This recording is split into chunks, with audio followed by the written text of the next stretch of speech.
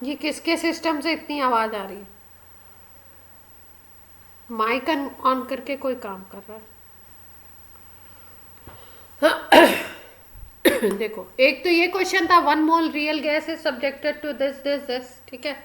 दो सिचुएशन है, 2 bar pressure 40 litre 300 kelvin and 4 bar 30 litre and 400 kelvin, ये situation है ना। Change in internal energy 20 kilo joule है, तो एंथैल्पी चेंज हमें निकालना था, यही बात करनी थी, ठीक है। तो इसमें देखो क्या करते हैं हम लोग, कैसे करेंगे इसको, कैसे किया विदुषी आपने?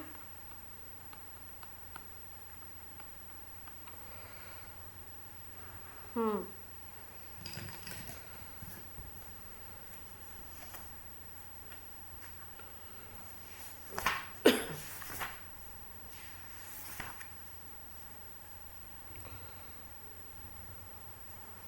कोई कोई और कुछ कह रहा है क्या? कोई कुछ कहना चाहता है?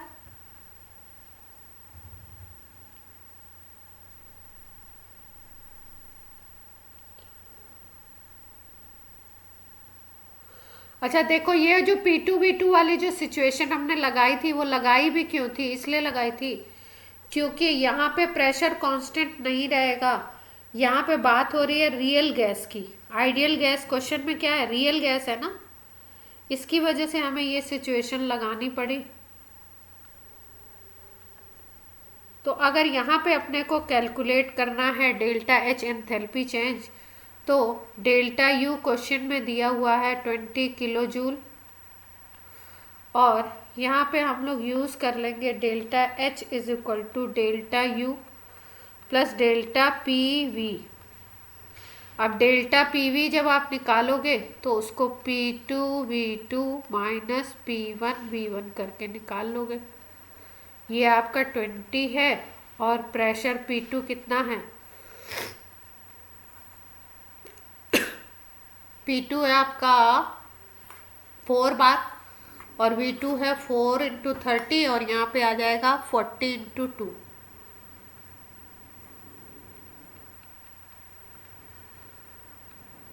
40 × 2 आ जाएगा, ठीक है। तो अब आपका ये लीटर बार में आएगा, और ये वैल्यू अपनी किस में दी हुई है? किलो जूल में दी हुई है, तो इसको चेंज करेंगे किलो जूल को लीटर बार में।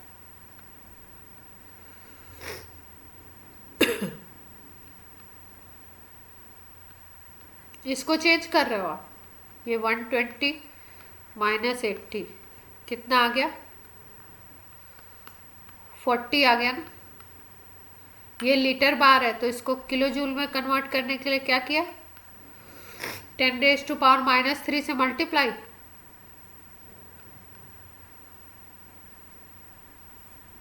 हाँ, इससे ही तो करेंगे मल्टीप्लाई।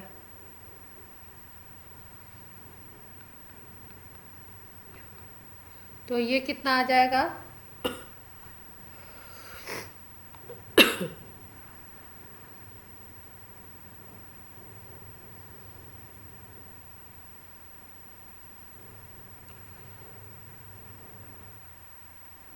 ये 4 आ रहा है ना, तो 10⁻³ से मल्टीप्लाई नहीं करेंगे, इसका कन्वर्जन 10⁻⁻1 से करेंगे।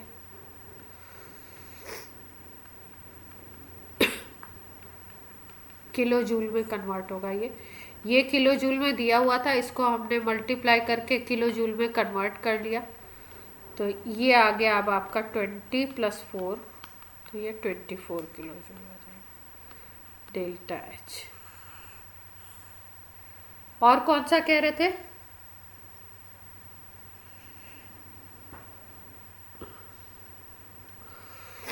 अच्छा अच्छा अच्छा अच्छा अच्छा अच्छा, हाँ वो अलग कर लेते हैं।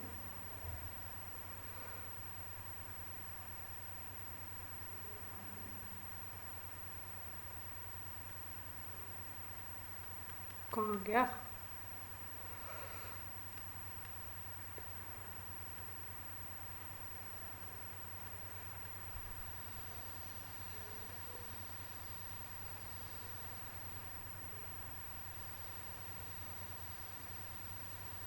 इसमें है नहीं क्या, मैंने हटा दिया था क्या?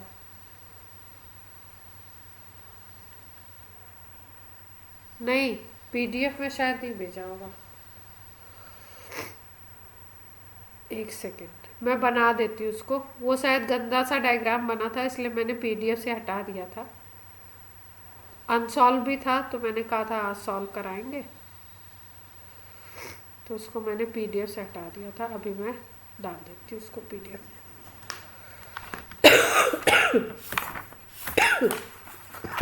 क्वेश्चन है हमारे पास।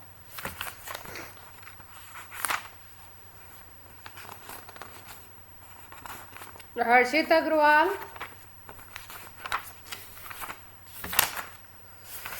कुछ गेन हो रहा है? सब पुराना ही चल रहा है अभी तक? कुछ लग रहा है कुछ चेंज हुआ है कि जो पढ़ा था वही है?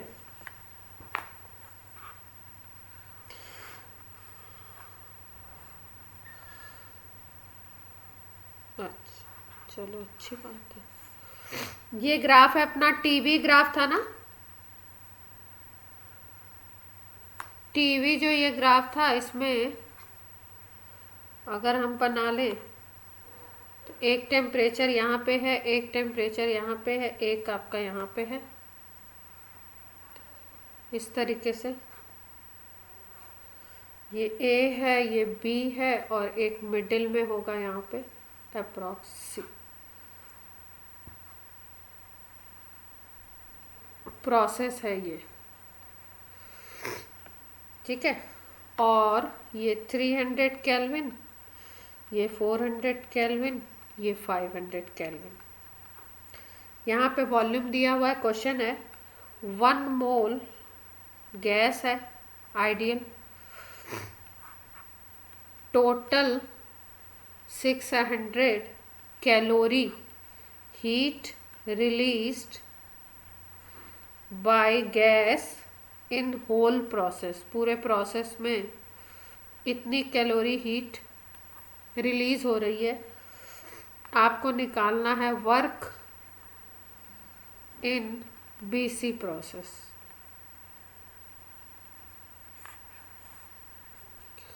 ठीक है, तो वर्क निकालना है तो टोटल वर्क निकालना पड़ेगा हमको। अब देखो, इसमें अगर हम देखें तो प्रोसेस है साइक्लिक, तो साइक्लिक प्रोसेस के लिए हम लोग डेल्टा यू ज़ीरो ले लेते हैं। फर्स्ट लॉ अगर लगाओ तो आपका delta U is equal to क्या होता है, क्यू प्लस डब्ल्यू, यही तो होता है। तो डेल्टा यू ज़ीरो कर दिया तो क्यू इज इक्वल टू आ गया आपका, इसको ज़ीरो कर दो तो Q is W is equal to minus Q आ गया। और हीट रिलीज्ड है तो हीट रिलीज जो लेते हैं, हीट रिलीज का मतलब सिस्टम हीट निकाल रहा है, तो हीट रिलीज को जो लिया जाता है वो लेते हैं हम लोग, क्यू अगर लिखेंगे तो -600 लिखेंगे। तो यहाँ पे हम लोग 600, माइनस साइन पहले से ही है, यहाँ पे -600 ले लिया। तो टोटल जो वर्क हुआ है पूरे प्रोसेस में वो 600 कैलोरी हो गया। अब हमें कैलकुलेट करना है बी से सी में वर्क। ए से बी में अगर देखें हम, बी से ए में प्रोसेस में देखें तो यहाँ पे वॉल्यूम कांस्टेंट है, तो जिस भी प्रोसेस में वॉल्यूम कांस्टेंट होता है वहाँ पे वर्क ज़ीरो हो जाता है। तो बी से ए वाले में वर्क हो जाएगा ज़ीरो, क्योंकि डेल्टा वी जो है वो ज़ीरो है। P external into delta we जब करेंगे वर्क निकालने के लिए तो P external into delta we करोगे तो वी ज़ीरो क्या, तो वर्क भी ज़ीरो आ गया। एक प्रोसेस में ये आ गया। दूसरा प्रोसेस बी और सी में पूछा गया है। सी और ए में अगर हम निकाल लें तो हमारी बात बन जाएगी। हम लोग टोटल हमें पता है, हम लोग इक्वेट करके निकाल लेंगे। तो अब हमें निकालना है सी और ए में, सी ए में वर्क निकालना है। तो देखो सी ए में वर्क कैसे निकालेंगे हम लोग। वर्क इन सी ए अगर देखें तो सी ए का वर्क अगर हम देखें तो सी ए का वर्क हम कैसे निकाल सकते हैं।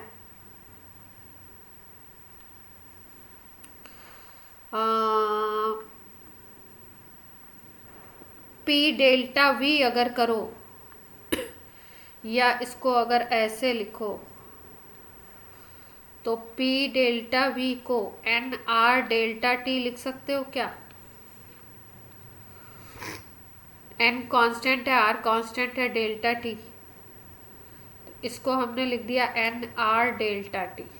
अब एन आर डेल्टा टी आपने लिख दिया, मोल 1 दिए हुए हैं, ये वाली वैल्यू अपनी हीट की कैलोरी में दी है, तो आर की यूनिट कैलोरी वाली जो होती है उसमें वैल्यू आता है 2 कैलोरी पर मोल इंटू केल्विन, ये आर की वैल्यू होती है कैलोरी वाली। अप्रॉक्स 1.99 होती है, 2 ले लेते हैं हम लोग। अब डेल्टा टी देखो, टेम्परेचर डिफरेंस अगर हम लोग देखें तो टेम्परेचर डिफरेंस क्या आ रहा है, 400 माइनस 300 आ जाएगा, ये आ गया वर्क आपका 2 इंटू 100, तो 200 आ गया कैलोरी। ठीक है, अब ये 200 कैलोरी वर्क आ गया सीए में। लेकिन अगर प्रोसेस को देखो तो प्रोसेस कैसा है आपका, साइक्लिक है कि अरे वो क्लॉकवाइज है या एंटी क्लॉकवाइज? प्रोसेस है एंटी क्लॉकवाइज, तो वर्क कैसा होना चाहिए? प्रोसेस अगर एंटी क्लॉकवाइज है तो वर्क कैसा आना चाहिए? पॉजिटिव। क्लॉकवाइज में आता है निगेटिव। ठीक है, तो पॉजिटिव ले लिया हमने। अब अगर देखो तो वर्क पूछा गया है बी सी में। ठीक है,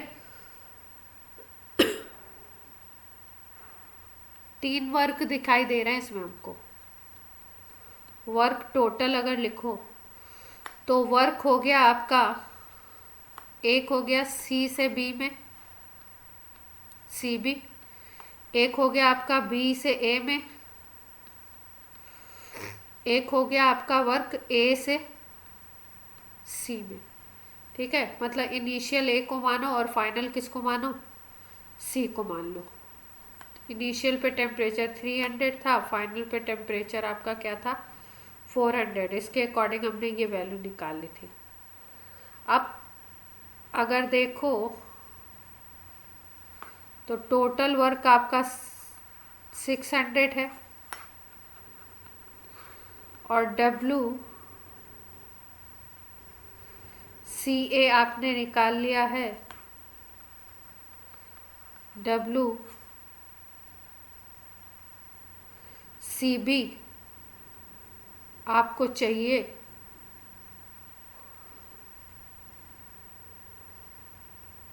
क्या,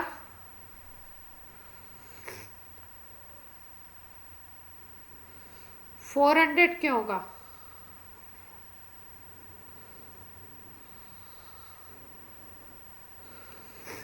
देखो बी, इसका वर्क तो 0 है। ठीक है, और प्रोसेस जा रहा है ए टू सी में। प्रोसेस कहाँ जा रहा है, ए टू सी। ए को हमने माना इनिशियल और सी को माना हमने फाइनल। ठीक है, अच्छा एक चीज और ध्यान दो, यहाँ पे जो हम लोग फॉर्मूला लेते हैं वो क्या लेते हैं, पी डेल्टा वी में माइनस लेते हैं ना, यहाँ पे ये वाला माइनस, तो ये माइनस हमारा रह गया। यहाँ पे जो वर्क आएगा वो -200 आएगा, किसमें, सी टू ए में, सॉरी ए टू सी में। इसको सी ए नहीं लिखना चाहिए, हमको लिखना चाहिए ए टू सी। ये 0, ए टू सी में -200। अब निकाल लेते हैं।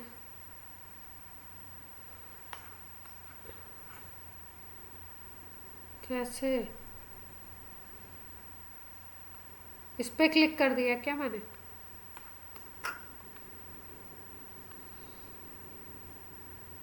अभी दिख रहा है? तो ए टू सी वाला अपना आ गया -200, सी टू बी निकालना है, बी टू ए 0।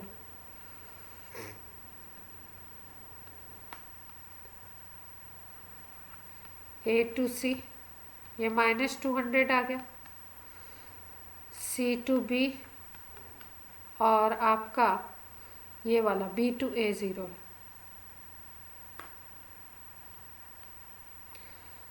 ये 0 है, ये सी टू बी आ गया। अब डब्ल्यू सी टू बी क्या आ जाएगा आपका, अगर इसको इधर ले जाओगे तो क्या बन जाएगा, 800 बन जाएगा। कोई दिक्कत? तो आपका आंसर आ जाएगा 800 कैलोरी नॉट जूल। ठीक है,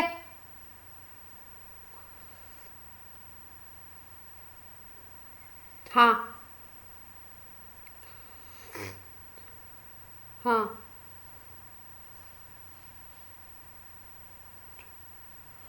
क्या टोटल वर्क अगर 600 है, क्या क्या क्या कह रहे हो?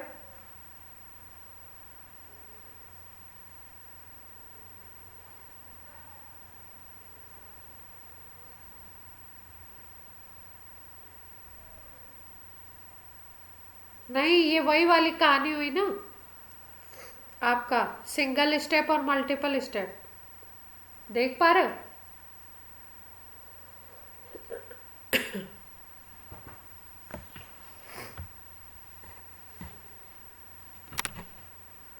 अच्छा, ये कहना चाह रहे हो?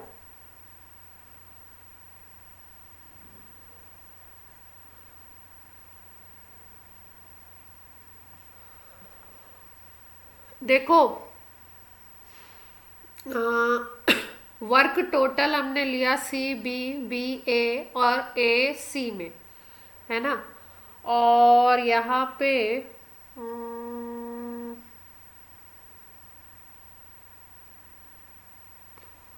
अगर टोटल आप एक स्टेप में निकालते हो तो 600 आया, और आपने ब्रेक कर करके निकाला तो एक में आ गया -200 और एक में आ गया 800।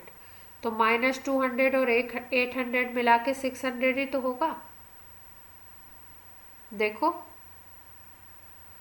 चिरायु, -200 और 800 मिला के 600 ही तो हो जाएगा। क्लियर है बात?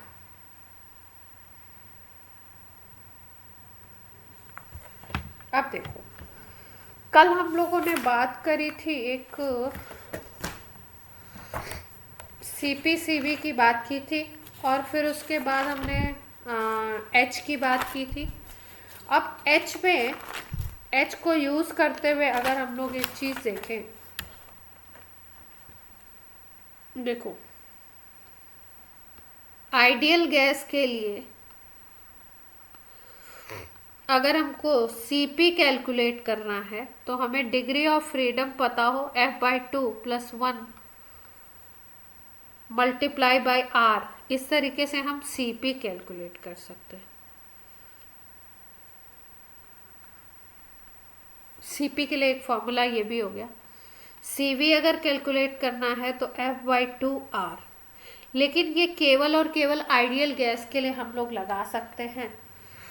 सपोज हमारे पास सॉलिड का केस आता है या लिक्विड का केस आता है, गैस का केस नहीं है,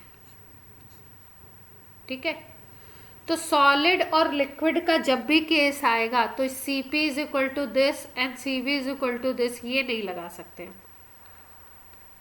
ये अपना फॉर्मूला काम नहीं करेगा वहां पे। सॉलिड लिक्विड की अगर हम लोग बात करेंगे तो, ठीक। अब देखो चीज क्या है, क्या चीज बताना चाह रहे हैं आपको। अगर बोलो heat transfer at constant volume, तो उसको हम लोग बोलते हैं चेंज इन इंटरनल एनर्जी, और वो होता है NCV ΔT से निकलता है। और अगर यही किसी प्रोसेस में हीट ट्रांसफ़र निकाल रहे हैं हम एट कांस्टेंट प्रेशर, तो वो इक्वल आता है चेंज इन एंथैल्पी के। ये चेंज इन इंटरनल एनर्जी है,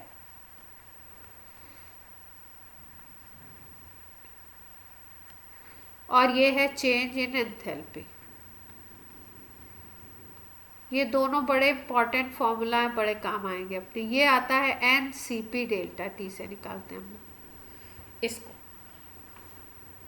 अब बात आती है कि ये जो एक फॉर्मूला हमने डेल्टा एच के लिए यूज़ किया था, delta H is equal to delta U plus delta N G R T, ये वाला फॉर्मूला कल यूज़ किया था ना। ये फॉर्मूला हम लोग लगाएंगे केमिकल रिएक्शन के लिए। अगर केमिकल रिएक्शन दी है तभी तो हमें वहाँ पे गैसेस, मोल्स ऑफ प्रोडक्ट और रिएक्टेंट की बात होगी। अगर केमिकल रिएक्शन नहीं है तब तो वहाँ पे कोई बात होगी नहीं है। तो किसी केमिकल रिएक्शन के लिए अगर हमें अप्लाई करना है एंथैल्पी चेंज, तो हम ये फॉर्मूला लगाएंगे।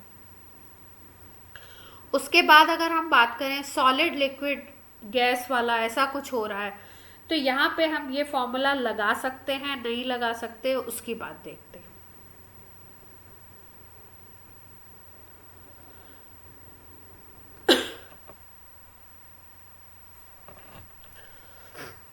अगर हमको सॉलिड और लिक्विड की बात करनी है तो वहाँ पे हम delta H is equal to delta U plus P2V2 minus P1V1 लेते हैं। ये फॉर्मूला हमको लगाना पड़ता है, और हम ये वाला फॉर्मूला नहीं लगा सकते जो हमने केमिकल रिएक्शन में गैसेस के लिए। अब एक और चीज़ है जिसको हम बोलते हैं फेज ट्रांजिशन। अगर फेज ट्रांजिशन हो रहा है, ये स्पेशल केस है, इसको अलग से याद रखेंगे। अगर कहीं पे फेज ट्रांजिशन हो रहा है, फेज ट्रांजिशन का मतलब होता है, मान लो सॉलिड से लिक्विड बन रहा हो या लिक्विड से गैस बन रहा हो, इस तरीके की कोई चीज़ हो रही है, फेज चेंज हो रहा है, ठीक है। जैसे मान लो ये एक्स कोई सब्सटेंस है, ये सॉलिड से कन्वर्ट हो रहा है एक्स लिक्विड में, या एक्स कोई लिक्विड है और ये कन्वर्ट हो रहा है एक्स गैस में। तो यहाँ पे आपको पता है कि सॉलिड से लिक्विड कन्वर्जन मेल्टिंग पॉइंट पे होता है, और लिक्विड से गैस कन्वर्जन अगर देखो तो बॉइलिंग पॉइंट पे होता है। टेम्परेचर उस समय यही होता है, melting point and boiling point. अब जो फेज ट्रांजिशन होता है उसमें अगर हम देखें, मतलब जब फेज चेंज होती है तो फेज ट्रांजिशन के प्रोसेस में टेम्परेचर हमेशा कांस्टेंट रहता है। तो टेम्परेचर कांस्टेंट होने से क्या मतलब निकला कि डेल्टा टी तो ज़ीरो आएगा, चेंज इन टेम्परेचर ज़ीरो हो गया। और आपको पता है कि जब चेंज इन टेम्परेचर ज़ीरो होता है तो डेल्टा यू वहाँ पे हमेशा ज़ीरो हो जाता है। ऐसा हमने देखा था गैसेस के केस में। स्पेशलिटी यहाँ पे यही है कि जब आप फेज ट्रांजिशन लोगे, सॉलिड टू लिक्विड या लिक्विड टू गैस बन रहा है, तो वहाँ पे ये कंडीशन अप्लाई नहीं होती, delta U is not equal to zero. ये केवल आप लेते हो सिंपल केसेस के लिए, जैसे कि गैस की बात हो रही है, गैस को कंप्रेस कर रहे हो, गैस को एक्सप्रेस कर रहे हो, एक्सपेंशन कर रहे हो, तब ये आप लगा सकते हो। अगर टेम्परेचर कांस्टेंट है तो आप delta U is equal to zero लगा सकते हो। अगर कहीं पे भी फेज ट्रांजिशन है तो delta U is equal to zero नहीं लगेगा टेम्परेचर के कांस्टेंट होने पर। अब ऐसा होता क्यों है, देखो, जब हम लोग बात करते हैं बेसिकली डेल्टा यू की, तो डेल्टा यू में हम लोग चेंज इन काइनेटिक एनर्जी लेते हैं और चेंज इन पोटेंशियल एनर्जी लेते हैं, बेसिकली ये लेते हैं। और आइडियल गैस की जब बात करते हो आप, तो आइडियल गैस में मॉलिक्यूल्स के बीच में हम ऐसा बोलते हैं कि मॉलिक्यूल्स इतने दूर दूर होते हैं कि इनके बीच में इंटरेक्शन नहीं होता है कोई, और जो इंटरेक्शन होता है वो भी एकदम सिमिलर टाइप का, मतलब उसमें कोई चेंज नहीं आएगा, चाहे आप एक्सपेंशन करो चाहे आप कंप्रेशन करो। तो वहाँ पे अगर हम बोलें कि टेम्परेचर हमने ज़ीरो कर दिया, टेम्परेचर चेंज नहीं कर रहे हैं, टेम्परेचर कांस्टेंट रख रहे हैं, तो आपका काइनेटिक एनर्जी भी कांस्टेंट रहेगा। क्यों? क्योंकि आपको पता है टेम्परेचर डिपेंडेंट होती है काइनेटिक एनर्जी। ऐसे लिखते हैं, kinetic energy is function of T.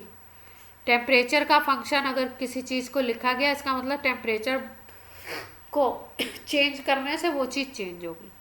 जब टेम्परेचर नहीं चेंज करोगे, कांस्टेंट रखोगे, टेम्परेचर चेंज ज़ीरो रखोगे, तो काइनेटिक एनर्जी का चेंज भी ज़ीरो होगा।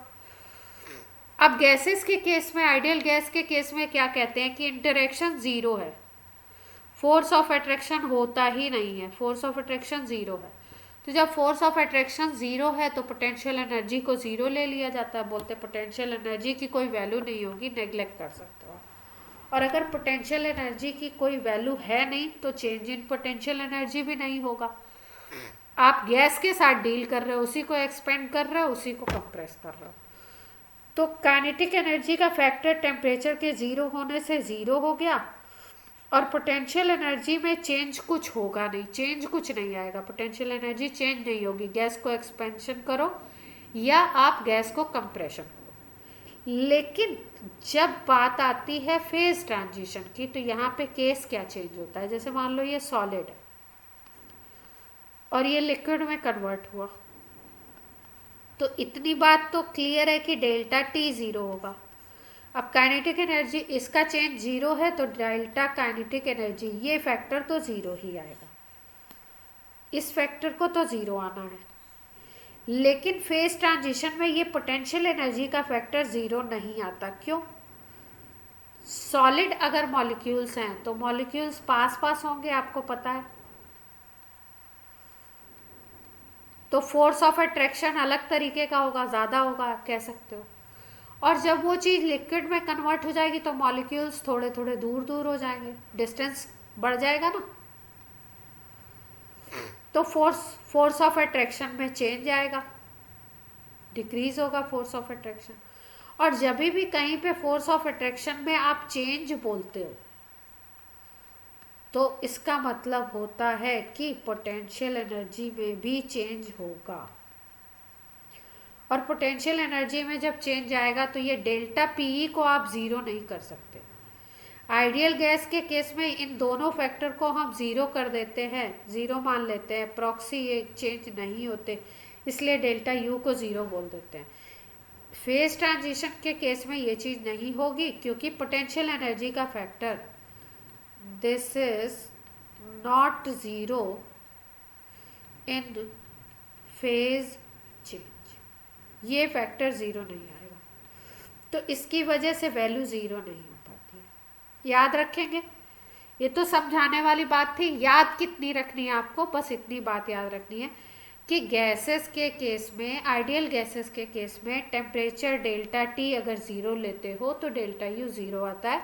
बट अगर फेज चेंज हो रहा है, solid to liquid, liquid to gas, कुछ भी हो रहा है, तो डेल्टा यू ज़ीरो नहीं होगा। ओके है बात? अब देखो, रीज़न तो हमें समझ में आ गया। एक क्वेश्चन करते हैं हम लोग।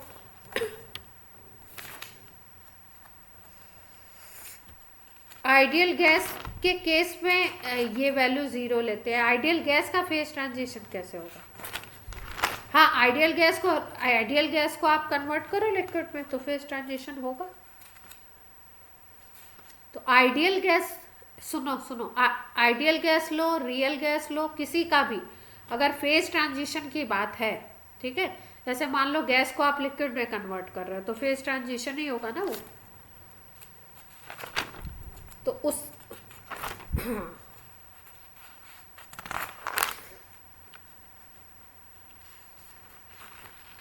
फोर्स ऑफ अट्रैक्शन नहीं है, लेकिन लिक्विफाई तो किया ही था। आइडियल को नहीं कर सकते, सॉरी, आइडियल को करेंगे नहीं, रियल को कर पाते ना। आइडियल को कर ही कहाँ पाते हैं। आइडियल तो एक हाइपोथेटिकल सिचुएशन बोली जाती है ना, रियल को ही हम कर पाते हैं। जितना कंप्रेशन होता है सब किसका होता है, रियल का ही होता है। और कंप्रेशन तो हो जाएगा लिक्विफाई करना।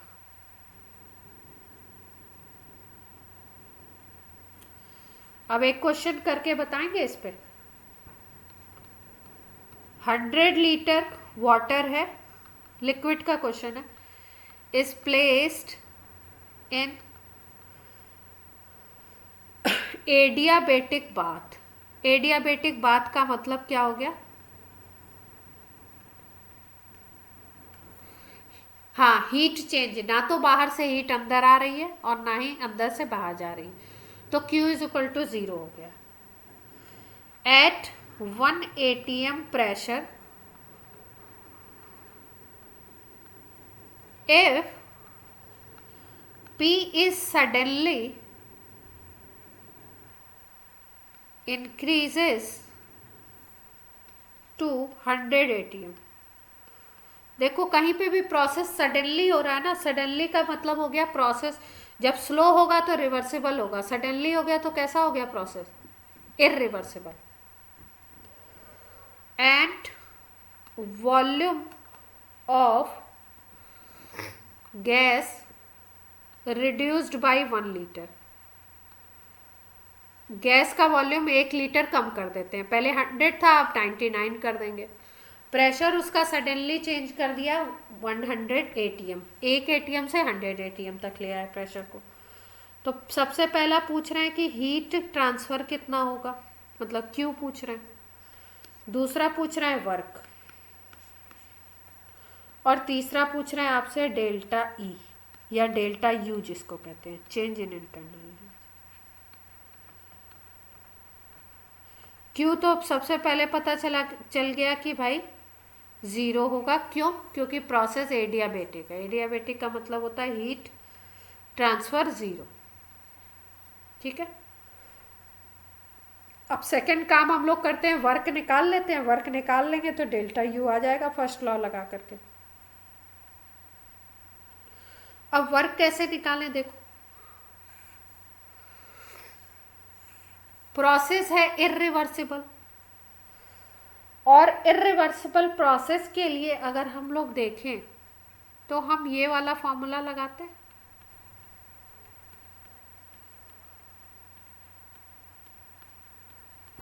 यही तो लगाते हैं, P external multiplied by V2 minus V1। ठीक है, अब यहाँ पे एक सिचुएशन बस थोड़ी सी समझने की चीज ये है कि प्रेशर क्या लो, 1 atm लो कि 100 atm low.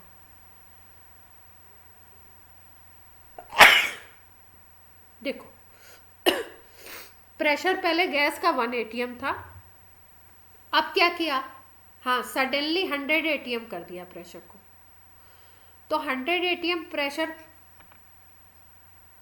Change in pressure नहीं लेंगे, चेंज इन प्रेशर नहीं लेंगे।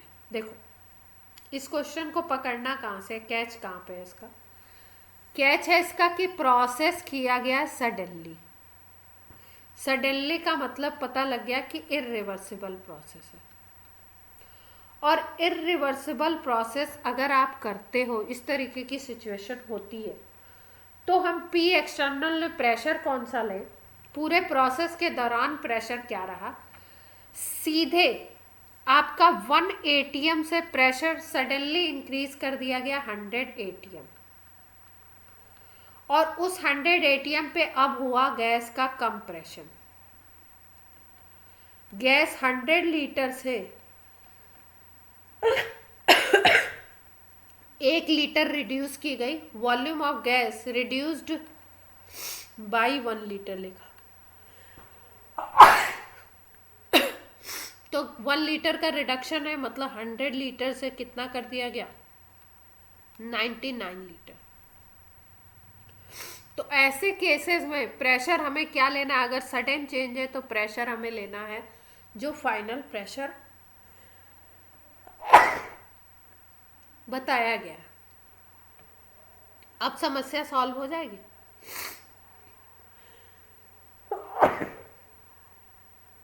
क्या आएगा आंसर, जल्दी से निकाल के बता दो। देखो अब W निकालना है, P एक्सटर्नल पता लग गया 100 ATM है, V2 आपका फाइनल वॉल्यूम 99 है, इनिशियल वॉल्यूम 100 था।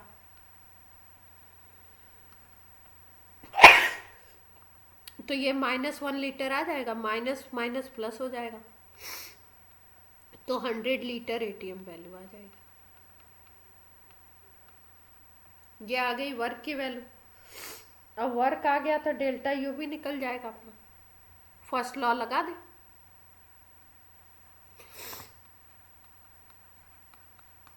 Delta U is equal to, हाँ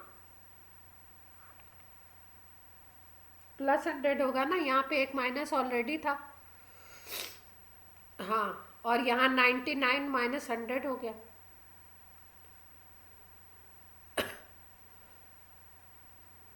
अच्छा इसका कह रहे हो, ये 0 है, u निकालना है, माइनस क्यों होगा, delta U is equal to Q + W ही तो होता है, ये प्लस, हाँ वर्क तो प्लस में ही आ रहा है ना,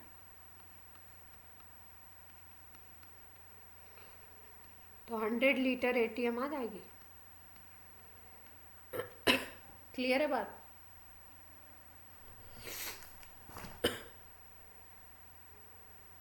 अब देखो ये 3 पार्ट थे, अब इसमें पूछ लिया इन्होंने डेल्टा एच निकालो। फर्स्ट पार्ट में Q, सेकंड में वर्क, थर्ड में डेल्टा यू, और फोर्थ में निकलवा रहे हैं आपसे डेल्टा एच। अब डेल्टा एच के लिए हमें फॉर्मूला क्या लगाना है, लिक्विड है वाटर, तो वाटर के लिए आपको क्या बताया था, गैस के लिए वो वाला लगाते,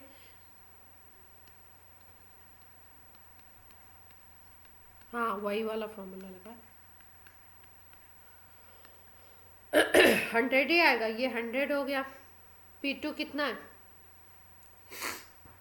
P2 है आपका 100 ATM, V2 है आपका 99 लीटर, P1 है 1 ATM और V1 है 100 लीटर, यही है ना। तो ये कितना आ गया, 9900 - 100, तो ये 9800 आ गया ना।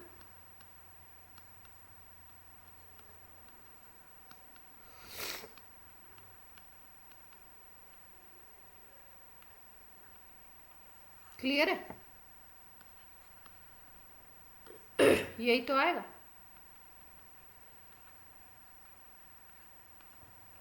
ऑप्शन अगर जूल वूल में दिए होंगे तो आपको कन्वर्ट करना पड़ेगा। यहां तक की बात सबको क्लियर है।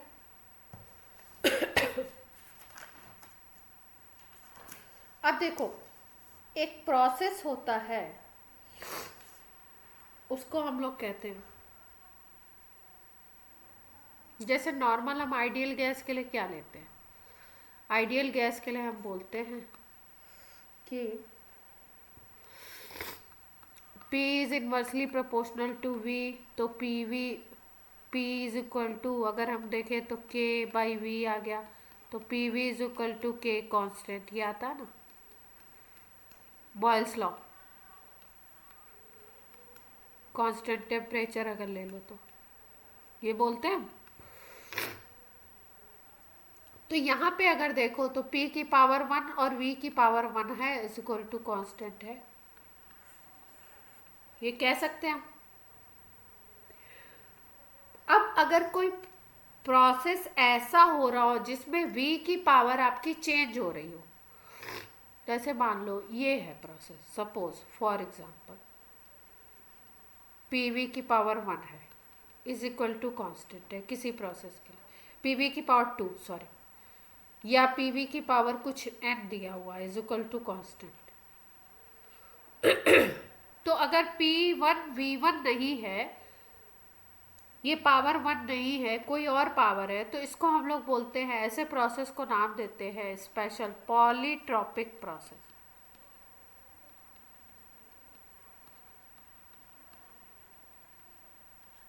ठीक है, तो इसके लिए कुछ थोड़े से चेंजेस होते हैं, उनको याद रख लेंगे तो अगर पॉलीट्रॉपिक का कोई क्वेश्चन आता है तो हम कर लेंगे आराम से। एक बार पूछा गया है, ज़्यादा नहीं पूछा गया, लेकिन पता होना चाहिए। अगर इसके लिए डेरिवेशन नहीं बता रही हूँ, इसका डेरिवेशन लंबा सा है तो डेरिवेशन करने की ज़रूरत नहीं है। अगर इस तरीके से चीज़ आती है आपकी P V N is equal to constant, ऐसा कुछ हमें दिखता है तो पहले तो पहचानेंगे पॉलीट्रॉपिक है। और इसके लिए अगर मोलर हीट कैपेसिटी निकालनी है आपको इस प्रोसेस के लिए, तो इसके लिए मोलर हीट कैपेसिटी सी जो निकालते हैं वो निकलता है C V plus R divided by 1 minus N. जैसे मान लो कोई आपको दे दिया प्रोसेस, क्वेश्चन कर लेते हैं इसका। P V is equal to P V power 2 वाला क्वेश्चन था।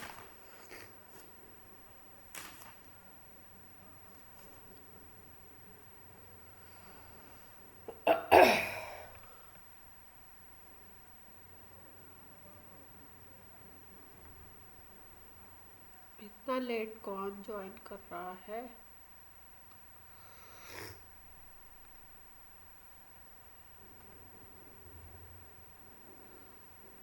जैसे मान लो कोई क्वेश्चन दिया ऐसे पी वी की power 2 is equal to constant के, ठीक है। अब आपको सी निकालना है तो आप कैसे निकालोगे? C V R 1 minus N, N की जगह क्या आ गया? ये 2 ऊपर वाला नंबर। सी वी की वैल्यू आपकी क्वेश्चन में गिवन होगी, पॉलीट्रॉपिक के लिए सी वी गिवन होगा। तो सी वी आपका अगर गिवन है क्वेश्चन में तो आप ये वैल्यू कैलकुलेट कर लोगे। मान लो सी वी की वैल्यू सपोज दी हुई है 2, तो ये 2 और आर की वैल्यू आप जो लेना चाहो आप उस वैल्यू को लेकर के इस फॉर्मूला को कैलकुलेट करके मोलर हीट कैपेसिटी निकाल लोगे।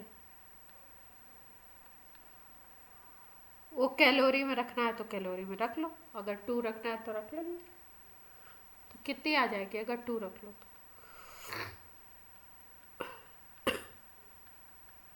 ये आ जाएगा -1, है ना? ठीक है, तो यहाँ पे 0 आ जाएगा। तो इस तरीके की वैल्यू आएगी नहीं, वैल्यू गिवन होगी, बट आप ऐसे निकाल सकते हैं। याद क्या रखना है आपको? ये वाला एन यहाँ पे क्या है?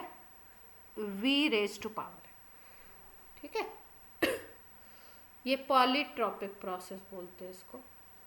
इसमें देखो कभी कभी ग्राफ बना के दे देते हैं ऐसे,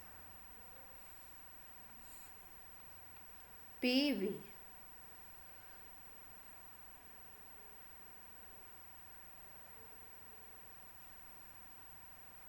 x इज इक्वल टू 0 है, यहाँ पे है P V x is equal to constant. ये ग्राफ है x इज इक्वल टू 0 पे। एक ग्राफ है आपका x इज इक्वल टू 0.5 पे, एक ग्राफ है आपका x इज इक्वल टू 1 पे, एक ग्राफ है आपका x is equal to infinite पे।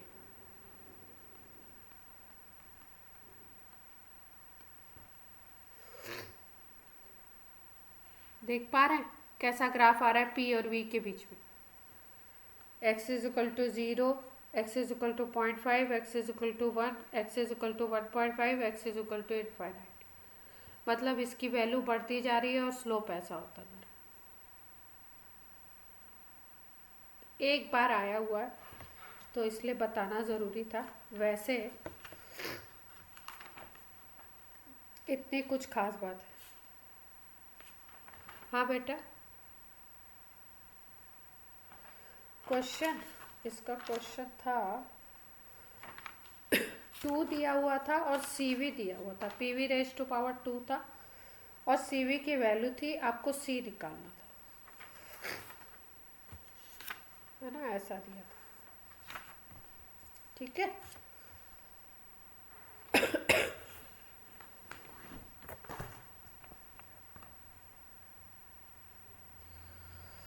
अब देखो, अब हम लोग बात कर लेते हैं थोड़ा सा, फर्स्ट लॉ की बात हो गई, अब हम थोड़ा थोड़ा सेकेंड लॉ की तरफ मूव करते हैं। वर्क वगैरह निकालना सीख गए, एंथैल्पी निकालना सीख गए, और एंथैल्पी पे और क्वेश्चन कर ले, एक दो क्वेश्चन एंथैल्पी के और करवा देते हैं जिससे आपको दिक्कत ना आए। चलो एक और करते हैं। 1 mole ideal gas is expanded isothermally। Isothermal का मतलब क्या हो गया, temperature constant at 300 kelvin from 10 atm to 1 atm, यानी कि इनिशियल प्रेशर है 10 atm, फाइनल प्रेशर हो गया 1 atm, टेम्परेचर 300 है, कांस्टेंट है, मोल 1 दिए हुए हैं। क्या क्या निकालना है, Q, W, delta U, delta H, दो कंडीशन में निकालनी है ये वैल्यूज। एक पहली कंडीशन फर्स्ट पार्ट है, एक्सपेंशन इज रिवर्सिबल, अगर रिवर्सिबल में है एक्सपेंशन, और दूसरा दिया हुआ एक्सपेंशन इज इरिवर्सिबल, मतलब एक बार रिवर्सिबल में सब निकालो, एक बार इरिवर्सिबल। कैसे करेंगे, पहले रिवर्सिबल का निकालो।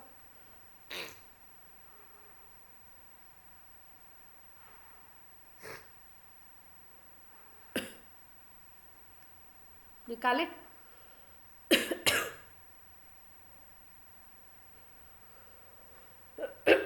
देख लो क्वेश्चन।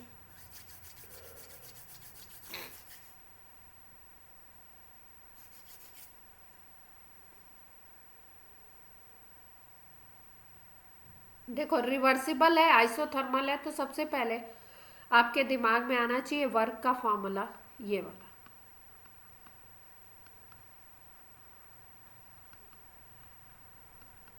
यही है ना फॉर्मूला आइसोथर्मल वाला।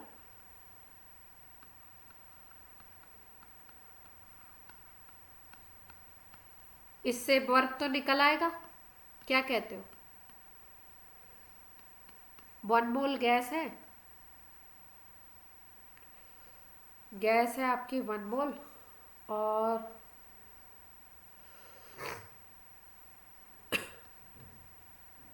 क्या,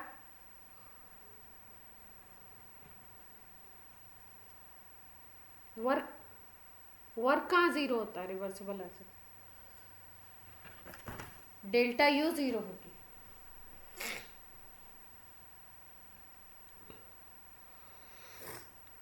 हाँ,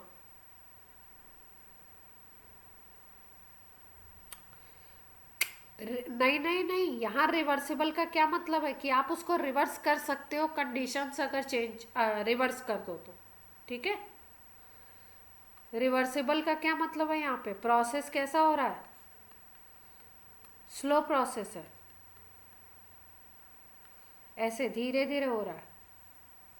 एक्सपेंशन कैसे किया, यहाँ से ये पिस्टन था, सडनली इस पिस्टन को अगर ऊपर खींच लो आप, तो प्रेशर सडनली लो हो जाएगा ना, तब इरिवर्सिबल प्रोसेस होगा। लेकिन अगर आप पिस्टन को धीरे धीरे से ऊपर कर रहे हो, एक्सपेंशन हो रहा है, पहले थोड़ा सा किया, फिर थोड़ा सा किया, फिर थोड़ा सा किया, वर्क तो कर ही रहे हो ना, धीरे धीरे धीरे धीरे धीरे धीरे, वर्क जीरो नहीं होगा।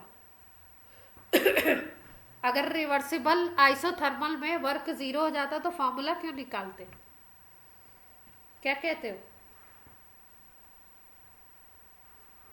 यहाँ पे रिवर्सिबल का मतलब ये नहीं है कि दोनों डायरेक्शन में प्रोसेस चल रहा है, यहाँ पे रिवर्सिबल का मतलब ये है कि अगर कंडीशंस को आप रिवर्स कर दो तो प्रोसेस वापस अपनी उस पोजीशन पे आ सकता है। इरिवर्सिबल में कंडीशंस को अगर आप रिवर्स करते हो तो रिवर्स नहीं आ पाता है, क्योंकि आप सडन चेंज करते हो। ओके है बात? आप निकाल लेंगे वर्क रिवर्सिबल से यहाँ से। क्वेश्चन में V2 V1 नहीं दिया हुआ है, क्वेश्चन में P2 दिया हुआ है प्रेशर, तो P1/P2 कर देते हैं ना, प्रेशर में अपोजिट हो जाता है जस्ट। तो फॉर्मूला लगा दे, N आपका 1 है, R अगर 2 लगा लो, और टेम्परेचर आपका दिया हुआ है कितना, 300 केल्विन। प्रेशर देख लेते हैं कितना है। P1 है आपका 10 atm और P2 है आपका 1 atm। तो यहाँ पे वैल्यू क्या आ जाएगी आपकी, ये लॉग के सामने मैंने क्यों लगा दिया,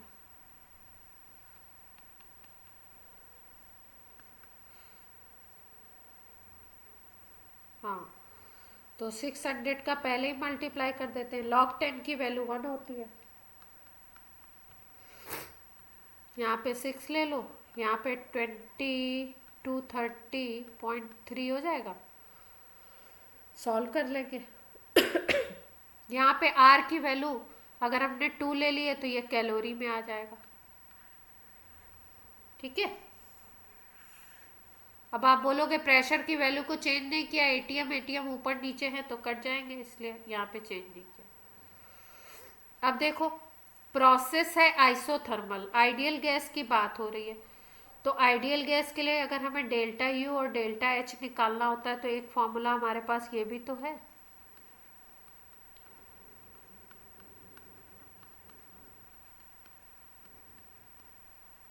ना, आइडियल गैस के लिए डेल्टा एच और डेल्टा यू का फॉर्मूला। अब आपको पता लग रहा है कि प्रोसेस आइसोथर्मल है, यानी टेम्परेचर चेंज 0, तो ये दोनों भी क्या हो जाएंगे, 0। तो क्या क्या निकल गया, वर्क निकला, यू निकला, एच निकला। अब क्या निकालना है, एक और चीज, क्यू। तो delta U is equal to Q plus W, यही तो होता है, तो क्यू निकाल लो। ये 0 है और वर्क आपका ये आ गया है, यहाँ पे माइनस में है।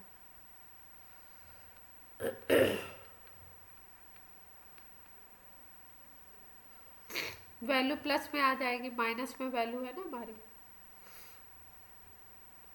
यहाँ पे डेसिमल है, जो वैल्यू उसकी थी वही वैल्यू प्लस में आ जाएगी। ओके है,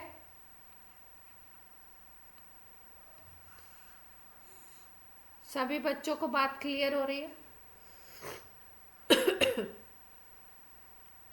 तो पहले हमने रिवर्सिबल में ये निकाल लिया, अब अगर हम इरिवर्सिबल करते हैं तो इरिवर्सिबल में क्या होगा, इरिवर्सिबल में वर्क का फॉर्मूला क्या होता है, पी एक्सटर्नल इंटू डीवी, यही तो होता है बाई डेल्टा यू, और डेल्टा एच तो उसमें भी 0 ही रहने वाले हैं, क्योंकि प्रोसेस इसमें भी आइसोथर्मल ही है, ये चेंज किया जा रहा है ना, प्रोसेस तो आइसोथर्मल है तो टेम्परेचर चेंज 0 है, तो दूसरे वाले में डेल्टा यू भी 0 है, दूसरे वाले में भी, और डेल्टा एच भी 0 है। वर्क चेंज होगा क्योंकि वर्क आता है आपका इरिवर्सिबल में, P external into delta we, P external into V2 minus V1, यही करके तो निकालते हैं हम। अब P एक्सटर्नल अगर आप देखो तो अभी अभी थोड़ी देर पहले मैंने आपको बताया था कि जब सडन चेंज होगा तो इरिवर्सिबल प्रोसेस होगा, तो प्रेशर हम कौन सा काउंट करेंगे, 10 atm से सडनली 1 atm कर दिया, तो ये जो लास्ट में जो 1 atm कर देते हैं वो हमारा प्रोसेस के दौरान में प्रेशर होगा, तो इसलिए हम लोग ये वाले प्रेशर को कंसीडर करेंगे। यहाँ पे आ गया 1 atm। अब क्वेश्चन में हमारे पास वॉल्यूम नहीं है, हमारे पास है टेम्परेचर, प्रेशर, ये सब चीज़ें, तो हम आइडियल गैस की इक्वेशन लगा सकते हैं। प्रेशर हमें निकालना है, वॉल्यूम हमें निकालना है, तो volume is equal to nRT/P हो जाएगा। अगर V1 निकालना है तो nRT1/P1, और T तो सेम है। V2 निकालना है तो nRT/P2 हो जाएगा। ये बात सबको क्लियर है? ये क्यों लगाया? क्योंकि हमें V2 V1 चाहिए, क्वेश्चन में P1 P2 दिया हुआ है। देखिए, और टेम्परेचर है हमारे पास, मोल है हमारे पास, तो हम PV is equal to nRT लगा करके दोनों सिचुएशन में वॉल्यूम निकाल लेंगे। V1 हो जाएगा nRT/P1 और V2 हो जाएगा nRT/P2। इसको लगा देते हैं।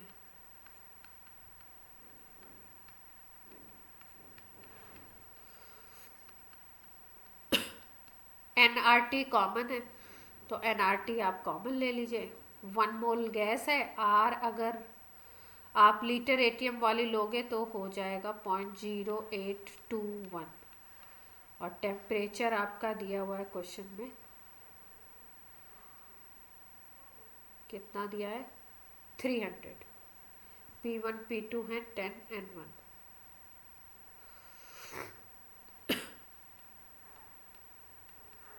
P2 है 1 और P1 है आपका 10। सॉल्व कर लेंगे।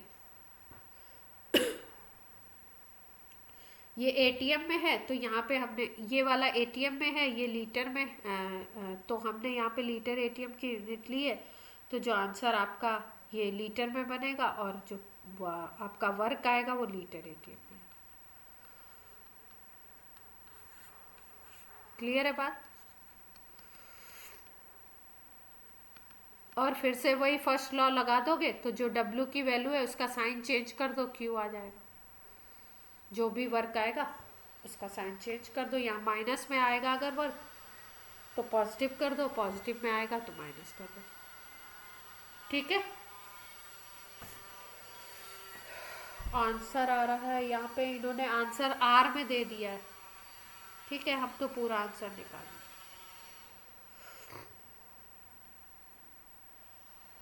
अब देखो, हम लोग बात करते हैं, अब आते हैं हम लोग सेकेंड लॉ पे।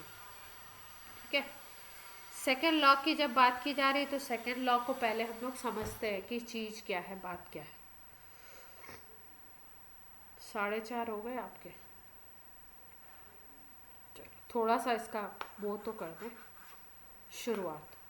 देखो, फर्स्ट लॉ की अगर बात करें तो फर्स्ट लॉ आपका बताता है कि फर्स्ट लॉ से हम लोग डेल्टा U और आपका Q और W इन सब की बात करते हैं। मतलब फर्स्ट लॉ जो हीट चेंज होता है, हीट चेंज का मतलब, मान लो किसी सिस्टम को आप हीट देते हो तो उसमें वर्क कितना हो रहा है, उसमें इंटरनल एनर्जी में कितना चेंज हो रहा है, ये सब चीज़ों की बात करता है फर्स्ट लॉ। लेकिन अगर हम बात करें कि कोई प्रोसेस होगा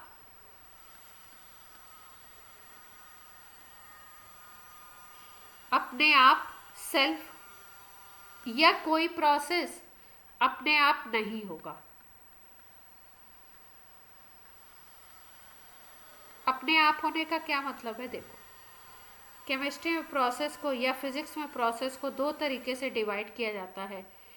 कुछ प्रोसेस ऐसे होते हैं जो अपने आप हो जाते हैं, उनको हम बोलते हैं स्पॉन्टेनियस प्रोसेस, और कुछ ऐसे होते हैं जो अपने आप नहीं होते, उनको बोलते हैं नॉन स्पॉन्टेनियस। इसके बारे में ही सेकेंड लॉ बताता है। क्या? देखिए, प्रोसेस को नेचर में दो तरीके से डिवाइड किया गया है। कुछ प्रोसेस को बोलते हैं स्पॉन्टेनियस और कुछ को बोलते हैं नॉन स्पॉन्टेनियस। अब स्पॉन्टेनियस क्या है? जो अपने आप हो जाए। नॉन स्पॉन्टेनियस जिसके लिए एक्सटर्नल फोर्स की ज़रूरत पड़े, अपने आप नहीं होगा। जैसे मान लो ये कोई हाइट है, ठीक है। यहाँ पर अगर आप इस हाइट पे कोई वाटर बॉटल ओपन करके छोड़ दो, ठीक है, लिड आपने रिमूव कर दिया, हटा दिया, तो जो भी पानी होगा वो अपने आप नीचे आ जाएगा ना। इसके इसके लिए आपको फोर्स लगाने की जरूरत पड़ेगी क्या? हाई टू लो पानी अपने आप आ जाता है। हाई एल्टीट्यूड से लो एल्टीट्यूड पे पानी अपने आप आ जाता है, वाटर फ्लो, ठीक है। लेकिन अगर जमीन में पानी है, अर्थ में पानी है,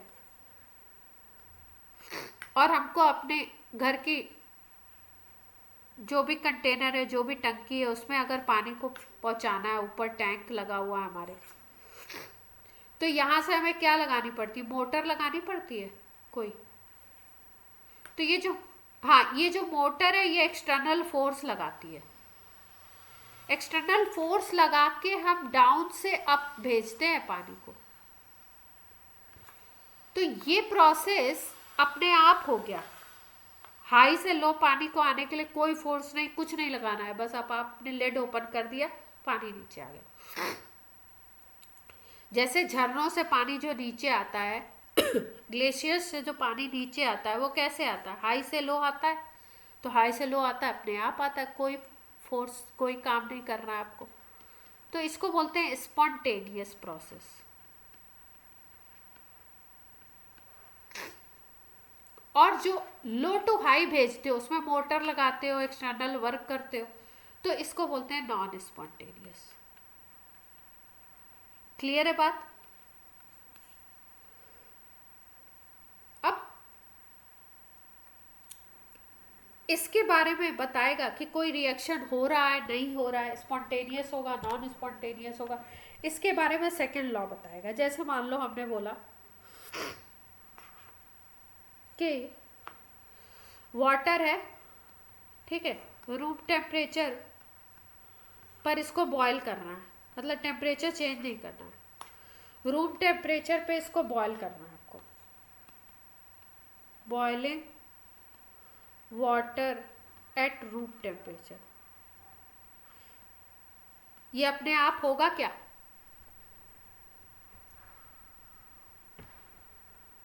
बोलो, रूम टेम्परेचर पे पानी को बॉयल करना है, अरे भाई कैसे बबल बनेंगे उस टेम्परेचर पे? बनेंगे ही नहीं। प्रोसेस क्या हो गया? नॉन स्पॉन्टेनियस, ठीक है। अब जैसे मान लो हमने बोला melting of ice eight -25 degree centigrade. Ice melt हो सकती है -25 पे, वो तो आइस ही बनी रहेगी, नहीं होगी। अगर मेल्ट करना है, कुछ फोर्स लगाना पड़ेगा, कुछ काम करना पड़ेगा उस पर, तो मेल्ट होगी क्या? नहीं होगी। तो कैसा प्रोसेस हो गया? नॉन स्पॉन्टेनियस हो गया, ठीक। जैसे मान लो प्रेशर है किसी गैस का,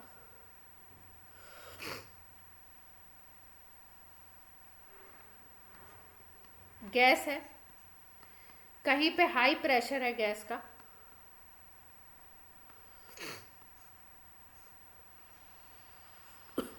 उसको लो प्रेशर में कन्वर्ट करना है।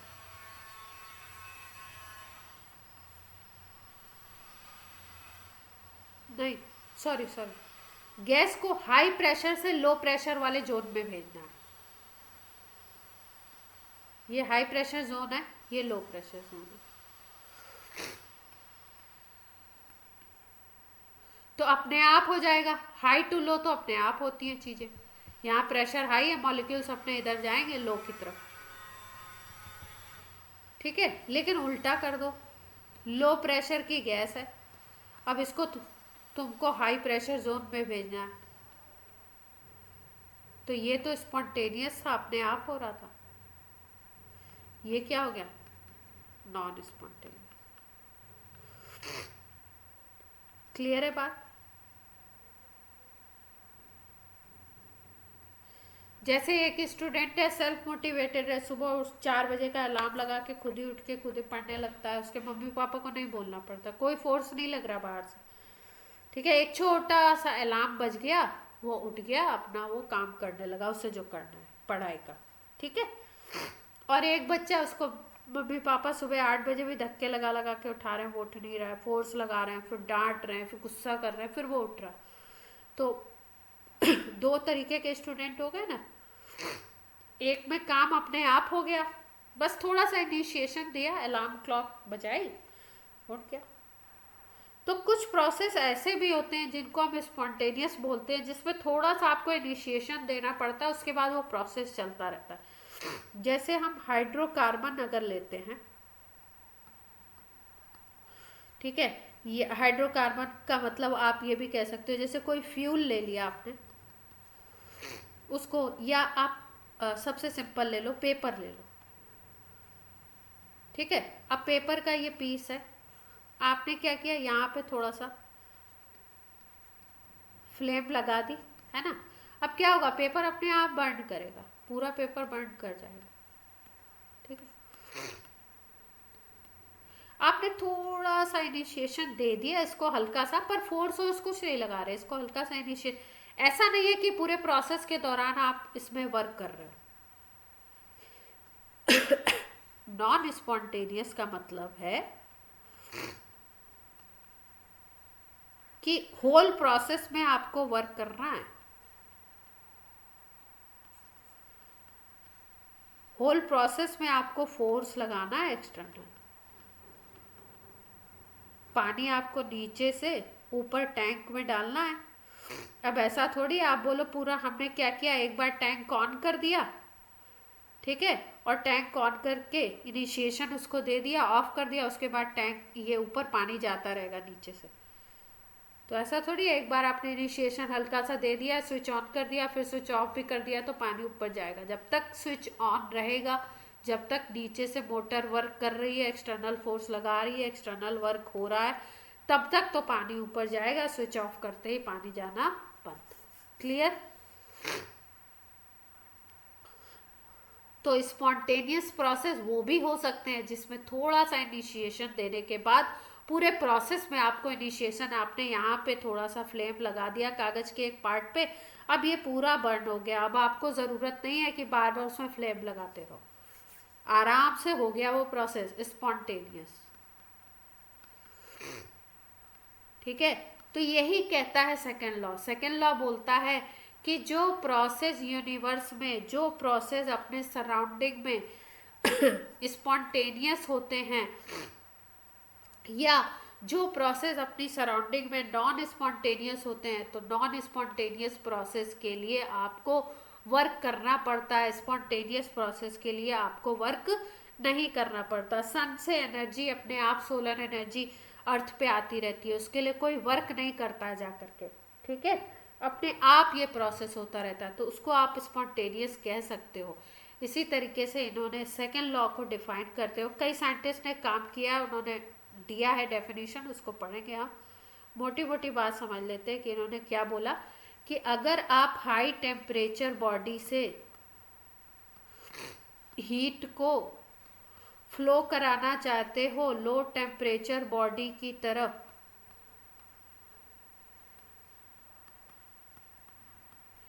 तो ये तो अपने आप हो जाएगा, बस कनेक्ट कर दो दोनों को। ठीक है, लेकिन आप बोलो कि लो टेम्परेचर वाली बॉडी हीट को भेजे अपनी तरफ से, कहाँ पे, हाई टेम्परेचर वाली बॉडी के पास, तो इसके लिए क्या करना पड़ेगा, उल्टा काम करना है, तो आपको एफर्ट लगाना पड़ेगा। एफर्ट का मतलब external force. Clear? External work done. ठीक है, तो सेकेंड लॉ क्या कहता है कि जो स्पॉन्टेनियस प्रोसेस होते हैं उसमें आपको एनर्जी नहीं लगानी पड़ती, एक्सटर्नल फोर्स नहीं देना पड़ता, और जो नॉन स्पॉन्टेनियस प्रोसेस होते हैं जिसमें आपको रिवर्स करना है, नेचर के रिवर्स काम करना है, वहां पे आपको फोर्स लगाना पड़ता है। ठीक,